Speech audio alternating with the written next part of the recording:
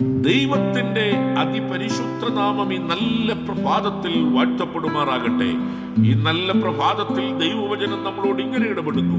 യോഹന്നാന്റെ സുവിശേഷം 3-ാം അധ്യായം 36-ാമത്തെ വാക്യം: പുത്രനിൽ വിശ്വസിക്കുന്നവന് നിത്യജീവനുണ്ട്, പുത്രനെ അനുസരിക്കാത്തവനോ ജീവനെ കാണുകയില്ല, ദൈവക്രോധം അവന്റെ മേൽ വസിക്കുന്നതേ ഉള്ളൂ.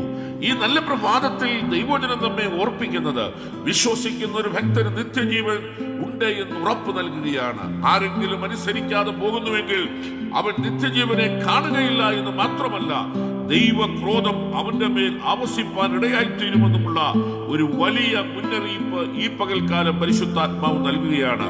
ആകയാൽ പുത്രനിൽ വിശ്വസിച്ചുകൊണ്ട് നിത്യജീവൻ ഓഹരിക്കാരായി തീരുവാൻ നമ്മെ ഈ പകൽക്കാലം ദൈവം സഹായിക്കട്ടെ. പരിശുദ്ധ പിതാവേ, നിന്റെ ദാസന ജനത്തെ അനുഗ്രഹിക്കുന്നു. യേശുവിന്റെ നാമത്തിൽ തന്നെ ആമേൻ, ആമേൻ, ആമേൻ.